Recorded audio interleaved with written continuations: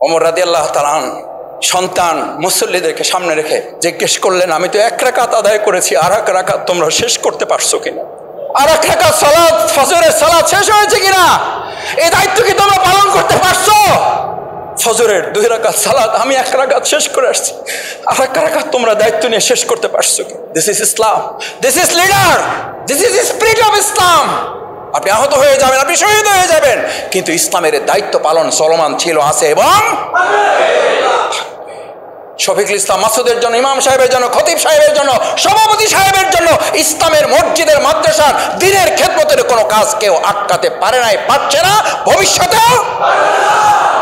This is ইসলাম। সালাত, আলী রাদিয়াল্লাহু তাআলা আহত হয়েছেন যুদ্ধের ময়দানে, পায়ের মধ্যে তীর ঢুকে বসে আছে, তীর স্থির। সালাত কতটা স্থির আপনাকে শিখায়, কতটা স্থিরতা শিখায়। পায়ের মধ্যে তীর ঢুকে বসে আছে, হাত দিতে দিচ্ছে না কাউকে, কাউকে হাত দিতে দিচ্ছে না। আলী রাদিয়াল্লাহু তাআলা এতটা যন্ত্রণা কাতর, এতটা অস্থির হলেন না। আলী রাদিয়াল্লাহু তাআলা যখন এই অবস্থার মধ্যে চিকিৎসকরা হাত দিতে দিচ্ছে না, চিকিৎসা হাত দিতে পারছেন না, ওনার সাথে একজন এসে বললেন, আলী রাদিয়াল্লাহু তাআলা এই তীর খোলার একটাই মাত্র পথ আছে, একটাই মাত্র রাস্তা আছে, একটাই মাত্র ওয়ে আছে। সেটা কি? তাকে নামাজে দাঁড় করে দাও, এরপরে তীর খোলো না কেন, তার পা ওখান থেকে খুলে নাও, কিছুই সেটের। আমার ভাইয়েরা, এখানে কে মুসল্লি শফিকুল ইসলাম মাসুদ সহ কে এখানে আছি যে আমার পায়ের তীর খোলার জন্য নামাজে দাঁড় করিয়ে তীর খুলে না হবে আমি টেরই পাবো না? আলী রাদিয়াল্লাহু তাআলাকে ঠিক কথা অনুযায়ী দাঁড় করে দেওয়া হলো, তীর খুলে না হলো। নামাজ শেষে জিজ্ঞেস করছে, আমার সালাত আদায় হয়েছে তো? আমি শেষ করতে পেরেছি? বলছে হ্যাঁ পেরেছেন। বলছে আপনার একটা তীর ছিল? বলছে আমি তো কিছু টের পাইনি, আমার একটা পিঁপড়ার কামড়ের মতো শুধু অনুভব করেছে। সুবহানাল্লাহ। সিজদায় যাবেন, সিজদায় গিয়ে 3 বার পড়ছেন না, 11 বার পড়ছেন না, 9 বার পড়ছেন না, 13 বার পড়ছেন না, 15 বার পড়ছেন, এই হিসাবই তো আপনার থাকবে না। আর আমরা তো 3 বারের আগে 2 বারও, 3 বারের জায়গায় 5 বার পড়লেন। আমার শেষে ইমাম জিজ্ঞেস করতেছে যে হুজুর ঘটনা কি? এসি মসজিদ পাইয়া আজকে কি একবার সব ভুলে গেছেন? আমাদের তো টুকটাক কাজবাজ থাকে, পকেটের টিকিট ছিল, আমার তো টিকিট ধরতে হবে, বাস ধরতে হবে, লঞ্চ ধরতে হবে, এটা তো হিসাব করা উচিত আপনাদের। এই কথা বলার মতো মুসল্লি নাই। অথচ সিজদায় যখন চলে যান, সিজদা হচ্ছে আল্লাহর সাথে আর বান্দার কোনো মাঝখানে কি থাকে না, পর্দা থাকে না। সিজদায় গিয়ে আপনি সব বলবেন আল্লাহকে, আল্লাহ আমার কথা শোনার কেউ নাই, আল্লাহ আমার মেম্বার নাই, আল্লাহ আমার চেয়ারম্যান নাই, আল্লাহ আমার এমপি নাই, আল্লাহ আমার মন্ত্রী নাই, আল্লাহ আমার কোনো প্রভাবশালী লোক নাই, আমার কোনো রাজনৈতিক কর্মী নাই, কোনো নেতা নাই, কিছু নাই, আল্লাহ আমার কেউ নাই বলে আমার সব কথা আমি কাকে বলতে আসছি? সিজদা। সিজদা। ওমর রাদিয়াল্লাহু তাআলা যখন সিজদায় চলে যেতেন, আবু বকর রাদিয়াল্লাহু তাআলা যখন সিজদায় চলে যেতেন, পিছনের লোকেরা মনে করতো এই লোকটা বোধহয় আর জীবিত নাই, কি নাই, হুশ নাই, হুশ নাই। রাসূল সাল্লাল্লাহু আলাইহি ওয়াসাল্লাম সিজদায় যেতেন, এত লম্বা সিজদা করতেন, মুসল্লিরা মনে করতো মুহাম্মদ রাসূলুল্লাহ সাল্লাল্লাহু আলাইহি ওয়াসাল্লামের বোধহয় কোনো অসুবিধা হয়েছে। সাহাবায়ে কিরামগণ বর্ণনা করেন যে আমরা পিছন থেকে কেউ কেউ মাথা উঁচু করে কেবল দেখতে যাব, এই সময় রাসূল সাল্লাল্লাহু আলাইহি ওয়াসাল্লাম মাথা উঠে ফেলতেন। আমরা এরকম সিজদা দেই তো নাকি? সালাত, সিজদায় যাবেন, দুনিয়া ভুলে যাব, দুনিয়া ভুলে যাব না। সিজদা আমাকে দুনিয়া ভুলিয়ে আমাকে পরকালে ঢুকাইয়ে দেওয়ার নাম হলো, বলেন, দুনিয়া ভুলে পরকালে ঢুকাইয়ে দেওয়ার নাম হলো সিজদা। আর আমাদের সিজদা হলো সিজদার মধ্যে বসেই কয়বার সুবহানাল্লাহ বলছি, তার চেয়ে বড় কথা হলো দোকানের হিসাব ওর মধ্যে ক্লিয়ার, পরিবারের হিসাব ওর মধ্যে ক্লিয়ার। আমার ভাইয়েরা, মুসল্লিয়ানে কেরাম, আমি আপনাদের কষ্ট বাড়াতে চাই না। এই সিজদা দিয়ে নামাজ সালাত কি আদায় করতে পারবো ইনশাল্লাহ? দেখি আমরা ইনশাল্লাহ আমাদের সিজদা কি আজকে থেকে পরকালে ঢোকার দরজা হবে ইনশাল্লাহ? এই সিজদা কি আমাকে আল্লাহমুখী করবে ইনশাল্লাহ? এই সিজদা কি আমাকে পরকালমুখী করবে ইনশাল্লাহ? রাসূল সাল্লাল্লাহু আলাইহি ওয়াসাল্লাম বলতেন, সিজদা যখন দিবা তখন 2 হাত এমন ভাবে রাখবা, ডানে বামে চোখটা বন্ধ করে ভাববা তোমার সামনে কিচ্ছু নেই, তোমাকে কবরে শোয়ায় রাখা হয়েছে, তুমি কিছুই দেখতে পাচ্ছ না, তুমি একা, পৃথিবীতে আর কেউ নেই তোমার। সিজদায় গিয়ে কবরের দৃশ্য তোমার চোখের সামনে নিয়ে আসো। সালাতুল জুমা জামাতের সাথে আদায় করার জন্য মসজিদে আসতে পেরেছি। যে আল্লাহ সুস্থ রেখেছেন, যে আল্লাহ সক্ষম রেখেছেন, যে আল্লাহ হেদায়েতের জন্য কবুল করেছেন, এই নিয়ামতের জন্য আল্লাহ তাআলা আমাদেরকে বাছাই করেছেন, সে আল্লাহর দরবারে আরেকবার আমরা অন্তঃস্থল থেকে শুকরিয়া আদায় করি আলহামদুলিল্লাহ। কারণ ইমানদারদের জন্য নিয়ামত এটি নয় যে সে সকালবেলা পোলাও কোরমা এবং দুপুরে গরু গোশত দিয়ে ভাত খেয়েছে। ইমানদারদের জন্য নিয়ামত এটা যে সে আল্লাহর কোনো একটা নির্দেশ বাস্তবায়ন করতে পারছে। আমরা আজকে এখানে বহু এলাকার মানুষ এমন আছে, তাদের নসিবে আজকে সুস্থ আছে, স্বাভাবিক আছে, ঈমান আছে, মুসলিম নাম আছে, কিন্তু সালাতুল জুমা মসজিদ আদায় করার তৌফিক এরকম কেউ নাই। বাউফলে আছে, কালায়ে নেই, আছে, থাকবে এরকম দুর্ভাগা ব্যক্তি। নানান ব্যস্ততা, নানান অজুহাত, নানান সীমাবদ্ধতা তাকে আটকে ফেলেছে। আল্লাহ আমাদের সেই সব সীমাবদ্ধতা অতিক্রম করে আপনি এখানে আসতে পারছেন, এই চিন্তা যদি আপনার মধ্যে রাখেন তাহলে ইবাদতে ইখলাস হবে না। এখানে আপনি আসার চেষ্টা করেছেন, কিন্তু তৌফিক দিয়েছেন কে? আল্লাহ সুবহানাহু। আল্লাহ সুবহানাহু ওয়া তাআলা, আপনি এখানে এসেছেন, ওযু করেছেন, দাঁড়িয়েছেন, বসেছেন, সালাতুল জুমা পর্যন্ত আপনি আদায় করতে পারবেন না। এই অবস্থায় আপনাকে হাসপাতালে নিয়ে যেতে হবে, এটা অসম্ভব, এটা অসম্ভব। সালাতুল জুমা আদায় করার সব প্রস্তুতি আছে, হাসপাতালে নিতে হবে না, এখানেই আছেন, দাঁড়িয়েছেন, আল্লাহ তাআলা আপনাকে দুনিয়া থেকে তুলে নিয়েছেন। সম্ভব না অসম্ভব? সম্ভব। আমি এরকম খুতবা দিতে দিতে সালাতুল জুমা আদায়ের পরই আমরা সালাতুল জানাজা আদায় করেছি এই প্রথম সারির মুসল্লিদের থেকে। আমার জীবনে, আমার চোখের সামনে জুমা পর্যন্ত যেতে পারেন নাই, খুতবা শেষ হয় নাই, এই বসে হঠাৎ বুকে হাত দিয়েছেন, পড়ে গিয়েছেন, আমরা সবাই মিলে ধরেছি, হসপিটাল পর্যন্ত নিতেও হয় নাই। ওখানে একজন ডাক্তার ছিল, উনি হাত ধরে বললেন যে নিতে পারেন, লাভ হবে না। আমাদের জীবনে এরকম হতে পারে না? পারে না।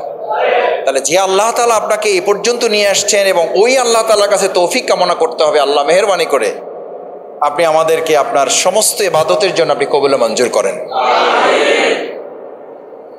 জুমার দিন প্রিয়নবী মুহাম্মদ রাসূলুল্লাহ সাল্লাল্লাহু আলাইহি ওয়াসাল্লামের প্রতি দুরূদ পেশ করাকে আল্লাহ রাসূল সাল্লাল্লাহু আলাইহি ওয়াসাল্লাম এত গুরুত্বপূর্ণ বলেছেন, তোমরা দুরূদ পেশ করো।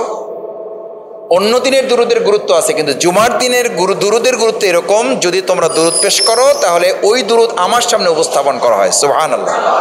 আপনারা কি, আমরা কি চাই যে আমাদের দুরুদ আজকে রাসূল সাল্লাল্লাহু আলাইহি ওয়াসাল্লামের সামনে উপস্থাপন করা হোক? আপনারা বিভিন্ন দাবি দাবা দেন না?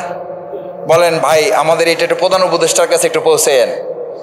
পৌঁছবে না তার ঠিক নাই, আমার পর্যন্ত, আপনার পর্যন্ত, কেউ একজন পর্যন্ত পৌঁছাইতে পারলে আপনার খুশিতে কি থাকে না, সীমা থাকে না। রাসূল সাল্লাল্লাহু আলাইহি ওয়াসাল্লাম বলেন আজকে দুরূদ পড়ো, ওটা আমার সামনে উপস্থাপন করে ফেরেশতারা। সুবহানাল্লাহ।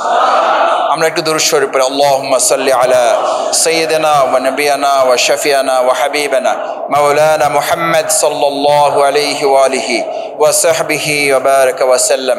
আল্লাহুম্মা সাল্লি আলা, জোরে, আল্লাহুম্মা সাল্লি আলা সাইয়্যিদিনা ওয়া নাবিয়ানা ওয়া শাফিয়ানা ওয়া হাবিবানা মাওলানা মুহাম্মদ সাল্লাল্লাহু আলাইহি ওয়া আলিহি ওয়া সাহবিহি ওয়া বারাকা ওয়া সাল্লাম। আল্লাহ তাআলা আমাদেরকে এখানে আহ্বান জানিয়েছেন, তিনি মেজবান। তিনি বলেন যে আমার সাথে কে কে কথা বলতে চাও, আজকে আমার সাথে কথা বলতে চলে আসো। সালাত তো হচ্ছে ইমানদারের জন্য আল্লাহর সাথে কি বলা, আসসালাতু মিরাজুল মুমিনিন। ইমানদার যদি হন আর সালাত যদি যথাযথভাবে অন্তরে ধারণ করেন, তাহলে আপনি সালাত আদায় করতে আসেন নাই, আপনি সালাত আদায় করতে আসছেন এবং আল্লাহর সাথে কথা বলতে এসছেন। সুবহানাল্লাহ। কার সাথে কথা বলতে এসছেন? এ ভাই, প্রধান উপদেষ্টার সাথে কথা বলার জন্য আমি আপনাকে নিয়ে যেতে চাইলাম যে চলেন আমার সাথে, বলবে যে আরে কি আপনার সাথে যাবো, আমি তো ফ্লাইটে চলে যাব, তাড়াতাড়ি যাইতে হবে, সামনের সিট বইতে হবে যাতে ছবিতে আমার ছবিটা, ওনার পাশে যাতে আমার ছবিটা।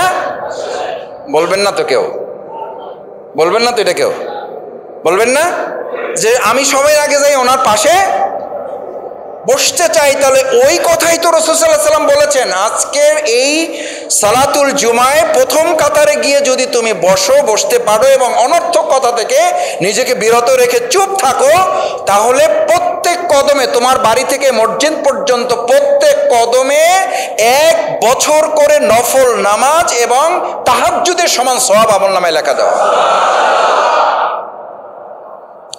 এখন তো তাহলে প্রতিযোগিতা লেগে যাওয়ার কথা, মারামারি লেগে যাওয়ার কথা। মারামারি বলছি ওই অর্থে না, ধাক্কাধাক্কি ঠেলাঠেলি লেগে যাওয়ার কথা। ঠেলাঠেলি লাগে না?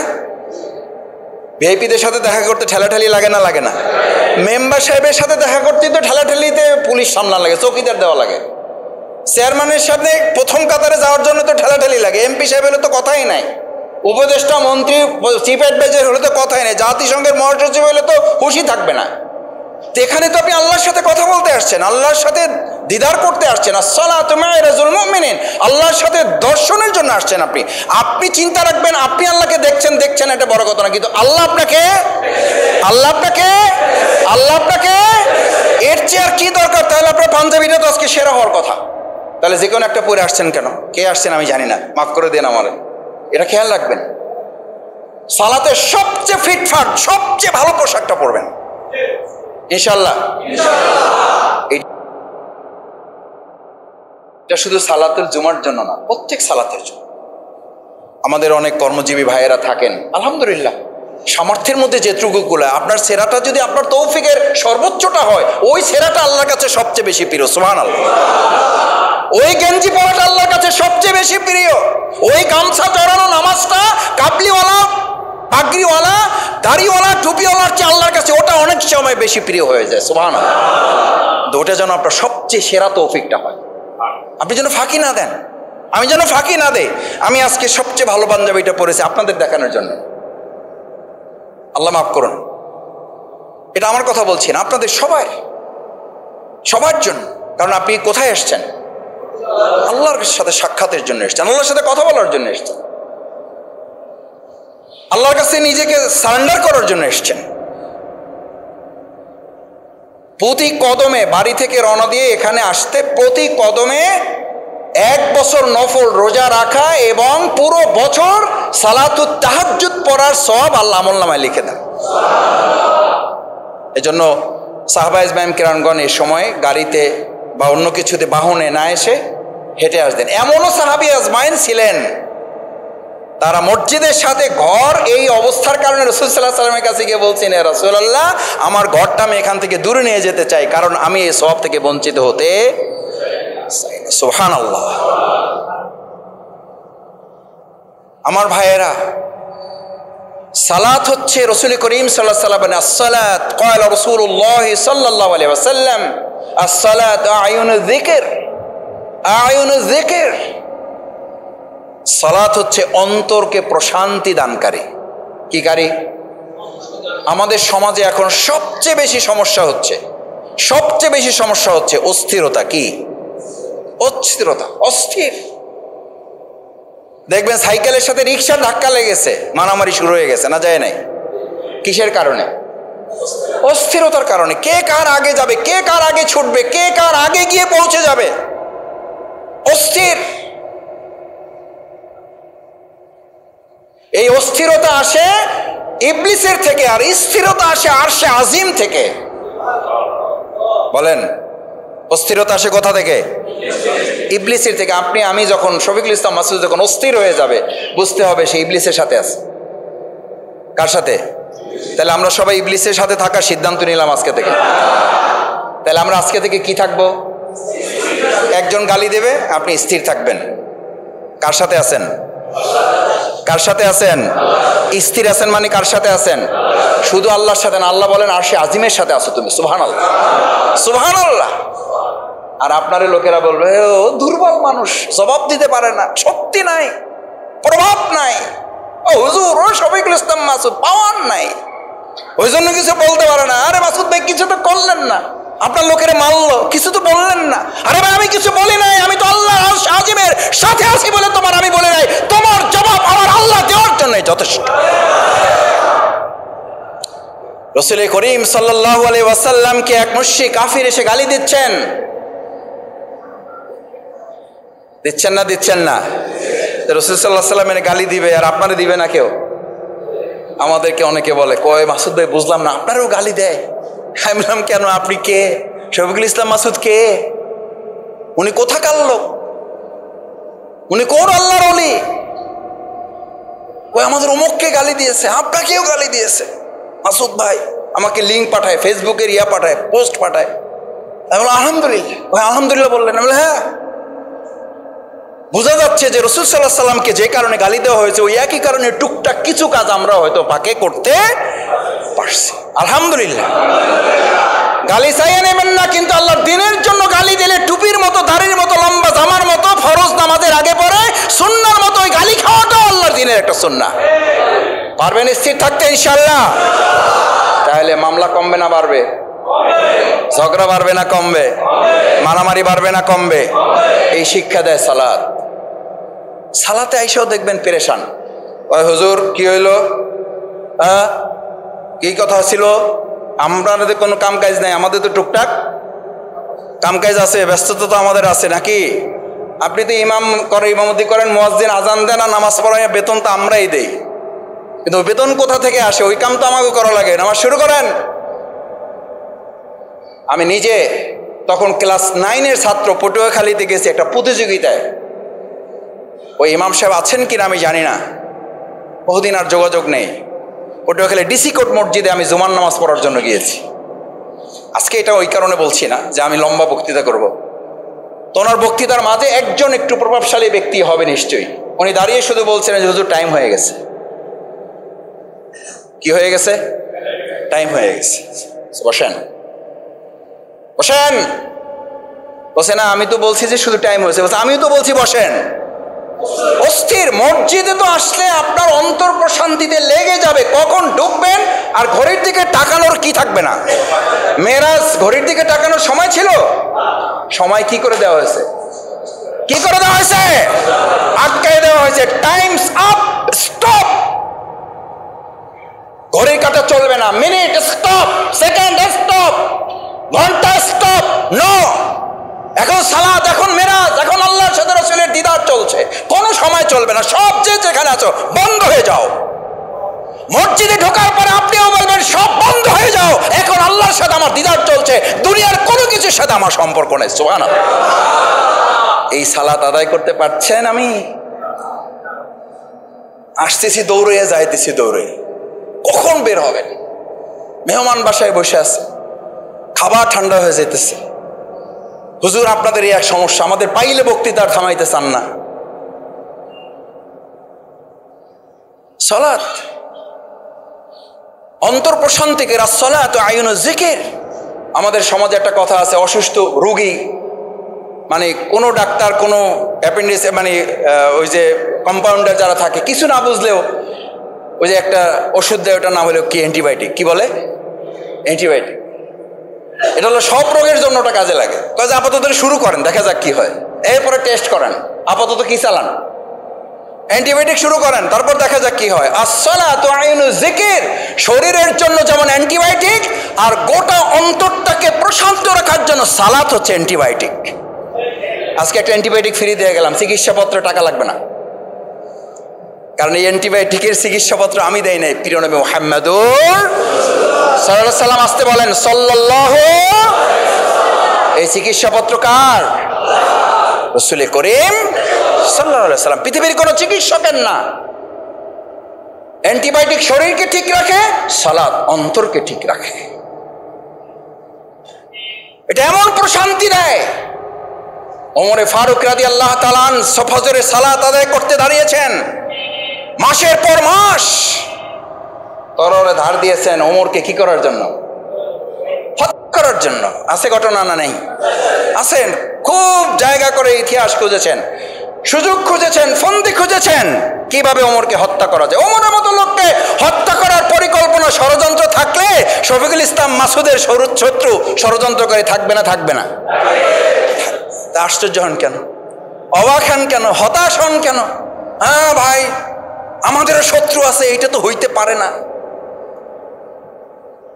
ফসল থাকলে আগাছা থাকবে, ওটা কৃষকের দায়িত্ব। তখন কৃষক বুঝবে আমি ফসল ফলাইছি, আগাছা হয়েছে, মানে এবার ফসলটা ঠিক আছে। এবার ফসলকে রক্ষা করার জন্যই কৃষককে ধৈর্য ধরে আগাছাটা দমন করতে হবে। আবার এইটা বললে হবে না আগাছা ফসল একসাথে থাকুক, আমি সহ অবস্থানে বিশ্বাসী। কি অবস্থানে? এই সহ অবস্থানে বিশ্বাসী, মিলাইয়া দিলাইয়া চলার লোক আমাদের সমাজে নাই। না, নাই। আছে, বাউফলের বাইরে আছে, বাউফলে নাই। কি মিলাইয়া? কয় যে মিল্লা জিল্লা থাকেন, কি করে? আচ্ছা মিল্লা জিল্লা যদি থাকেন, ফসলও থাকলো আগাছাও থাকলো, আসলে কি থাকলো? আসলে কি থাকলো পিছনে বলেন? আপনি যদি সিদ্ধান্ত নেন জমির সামনে দাঁড়াইয়া যে আমি সিদ্ধান্ত নিয়েছি আমার খেতে ফসলও থাকবে আগাছাও থাকবে, আসলে কি সিদ্ধান্ত নিয়েছেন? আসলে কি থাকে? কারণ ফসল এবং আগাছার সিদ্ধান্ত যদি কেউ নেয় চূড়ান্তভাবে ফসলকে আগাছা দমন করে ফেলে, থাকে কি? আগাছা। এই ফসলের প্রয়োজনেই আগাছা কি করতে হয়? সেই জন্য সালাত নির্দেশ দিয়ে জিকির বলা হচ্ছে, আবার এই সালাতকে বলা হচ্ছে সমাজ এবং রাষ্ট্রকে পরিশুদ্ধ করার এটা একটা মাধ্যম। সালাত থাকলে সেখানে কি থাকবে না? ফাহশা, অশ্লীলতা, বেহায়াপনা থাকবে না। তা আমাদের সমাজে সালাত আছে না নাই? অশ্লীলতা আছে না নাই? তাহলে কি হইলো ভাই? তাহলে কি হইলো ভাই? তাহলে তো বোঝা যাচ্ছে ফসলও আছে আগাও আছে, তার মানে কি আছে? এখন বলেন, এখন আমার বলেন, এখন কি সালাত বাদ দিয়ে দেবো আমরা? না, এই জন্যই সালাতের আলোচনা নিয়ে আসছি আজকে, এই জন্যই সালাতের আলোচনা নিয়ে আসছি। সালাত, এই সালাত আপনাকে স্থিরতা শেখায়, সালাতের মধ্যে তাড়াহুড়া করবেন না। এটা শুধু সালাতুল জুমায় না, কোন সালাতে তাড়াহুড়া করা মানে ওই সালাতের প্রতি ইনসাফ করা না, জুলুম করা। সালাতের মানে হচ্ছে আপনি অস্থির ছিলেন, এখন কি হওয়ার জন্য আসছেন? কি হওয়ার জন্য আসছেন? ইন্নী ওয়াজ্জাহতু ওয়াজহিয়া লিল্লাযী, যখন দাঁড়িয়ে যান আল্লাহকে সামনে রেখে, তখন আপনি ভাববেন আমি শুধু আল্লাহকে সামনে রেখে দাঁড়াই নাই, দুনিয়ার সব কিছু থেকে মুক্ত হয়ে আমি এক আল্লাহকে সাক্ষী রেখে দাঁড়িয়ে গেলাম, আমি এক আল্লাহ ছাড়া আর কাউকে মানি না। আমার ভাইয়েরা, সালাত এটা ট্রেনিং দেয় এক আল্লাহ ছাড়া কাউকে না মানা। ইন্নী ওয়াজ্জাহতু, সোজা, একদম সোজা। আমরা সোজা হই জীবিত অবস্থায় না, আমরা সোজা হই মরার পরে। বাপ এবং সন্তান দুইজনে মিলে অথবা দুই ভাই মিলে বাপের কফিন, একজন মাথার কাছে কাপড় ধরে একজন পায়ের কাছে কাপড় ধরে, দুইজনে টানে আর বলে কি করো, কি করো, কি করো। তখন আশেপাশের লোকেরা কেউ কেউ বলেন মনের দুঃখ নিয়ে, কষ্ট নিয়ে, আফসোস নিয়ে, অভিযোগ অভিমান নিয়ে বলেন তোমার বাপেরে তোমার ভাইরে সোজা তো করছো, মরার পরে বাঁচা থাকা অবস্থায় কি করতে পারো নাই? সোজা করতে পারো নাই। সালাত আপনার জীবনকে সোজা করার জন্য। সালাত, আজকে এখানে যারা আসছেন আমরা কি সিদ্ধান্ত নিতে পারলাম সিরাতুল মুস্তাকিম, জীবনটাকে সোজা সরল সঠিক পথে চালাবার জন্য আজকে সালাত আমাদের জীবনে দেখে ইনশাআল্লাহ আমরা আজকে থেকে কোন পথে? সরল পথে। কোন পথে? কার পথে?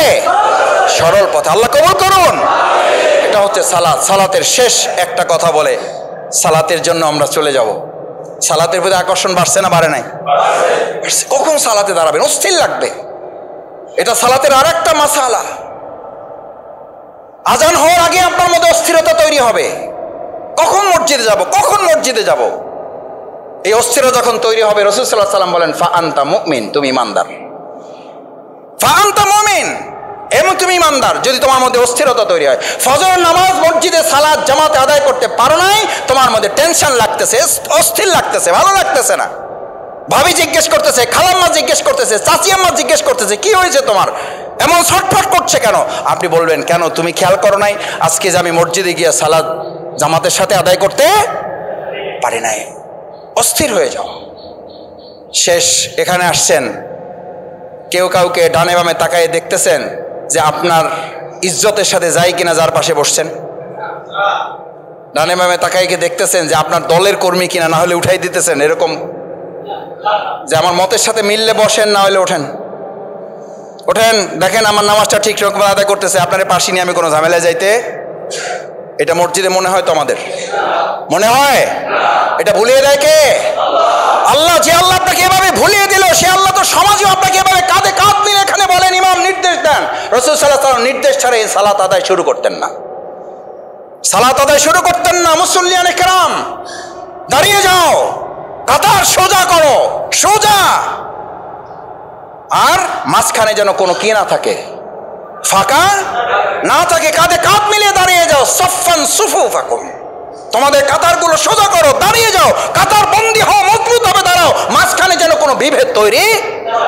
আমাদের সমাজে বিভেদ আছে না নাই? সালাতও আছে, বিভেদও আছে, সালাতও আছে। আজকে সিদ্ধান্ত নিতে চাই, সালাত যদি থাকে বিভেদ, বিভেদ যদি থাকে সালাত থাকবে না? থাকবে। সালাত থাকবে। এই সালাত দিয়ে আমরা বিভেদের সমস্ত জায়গা কবর রচিত করে এক সহাবস্থানে বাউফল আমরা তৈরি করবো ইনশাআল্লাহ। দেখি পারবেন ইনশাআল্লাহ? সালাত হবে বিভেদের কবর রচনা করার হাতিয়ার। সালাত হবে বিভেদের কবর রচনা করা। আমরা সবাই মুসল্লি, আমরা এক আল্লাহর গোলাম। আমাদের চিন্তার পার্থক্য থাকতে পারে, কিন্তু মাঝখানে আমাদের কোনো বিভেদ। আল্লাহ আমাদের কবুল করুন। সম্মানিত ভাইয়েরা, আসুন সালাতুল জুমা আমাদেরকে এই যে ট্রেনিংগুলো দেয়, ট্রেনিংগুলো নিয়ে যেন যথাযথ সালাতের মাধ্যমে আমরা আল্লাহর কাছে এমনভাবে হাজির হতে পারি। আসসালাতু মিফতাহুল জান্নাহ। আসসালাত, সালাতকে শেষ বলা হয়েছে। সালাত হচ্ছে কিসের চাবি? জান্নাতের চাবি। চাবি লাগবে? লাগবে। ফ্ল্যাটের চাবি, প্লটের চাবি, গাড়ির চাবি, বহু চাবি তো জীবনে পাইছেন। ব্যাংকের চাবি, লোপাটের চাবি, কত কিছু চাবি তো জীবনে অর্জন করছেন। এখন আজকের মসজিদ থেকে আমরা একটা চাবি নিয়ে যেতে চাই। কিসের চাবি? জান্নাতের চাবি। কিসের চাবি? কিসের চাবি? এই চাবির নাম কি? সালাত। এই চাবির নাম কি? 5 ওয়াক্ত সালাত মাঝে মধ্যে পড়বো, মাঝে মধ্যে পড়বো না ইনশাআল্লাহ। তাহলে তো চাবি মাঝে মধ্যে থাকবে, মাঝে মধ্যে থাকবে না। হোটেলে যদি মাঝে মধ্যে 2 সেকেন্ডের জন্য চাবি হাতছাড়া হয়ে যায়, হোটেল আছে না? নাই, নাই। তারপরে তো জান্নাত নাই। এই জন্য রাসূল সাল্লাল্লাহু আলাইহি ওয়াসাল্লাম বলেছেন, যখন কেউ 1 রাকাত সালাত, 1 ওয়াক্ত না, ভালো করে বুঝেন, একদম পিছন পর্যন্ত ভালো করে শোনেন। সালাতুল জুমায় মসজিদের ইমাম দাঁড়িয়ে পিছনে তাকায় খুব আনন্দিত থাকে, আবার ওই একই মসজিদের ইমাম ফজরের নামাজের আজান দিয়ে মুখটা গোমরা করে বসে থাকে। আরে আজকে আদৌ সালাতুল ফজরের জামাতটা হবে কিনা? আচ্ছা বলেন, এই মুসল্লিরা কই যায়? আজকে না হয় কিছু ভাইদের আমন্ত্রিত আসছেন, বাকি তো সব এলাকারই নাকি? নাকি মেহমান সবাই? নাকি মেহমান সবাই? সব মেহমান। তাহলে এই একই ইমাম আজকে যখন সবাই আমরা আনন্দিত, এই একই ইমাম আজকে রাত শেষ করে যখন সালাতুল ফজর আজানের পরে এখানে দাঁড়াইয়া ডানে বামে তাকাবেন, জানালা দিয়ে তাকাবেন, দরজা দিয়ে তাকাবেন, এই পাশে দিয়ে তাকাবেন, ঘড়ির দিকে একবার তাকাবেন, কই মুসল্লি কোথায়?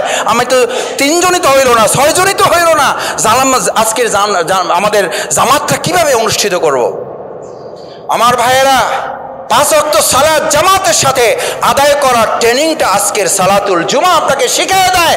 আজকে জুমায় যেভাবে সময়ের আগে শুরু করে প্রথম কাতারে এসে উটের সওয়াব নেওয়ার জন্য তোমাকে ট্রেনিং দেওয়া হলো, তুমি আসর, তুমি জোহর, তুমি মাগরিব, তুমি এশা, তুমি ফজর, প্রত্যেকটা ওয়াক্ত 1 রাকাত সালাত কেউ ছেড়ে দিলে পরবর্তী সালাত আদায় করার আগ পর্যন্ত তার ঈমান ঝুলন্ত অবস্থায় থাকে।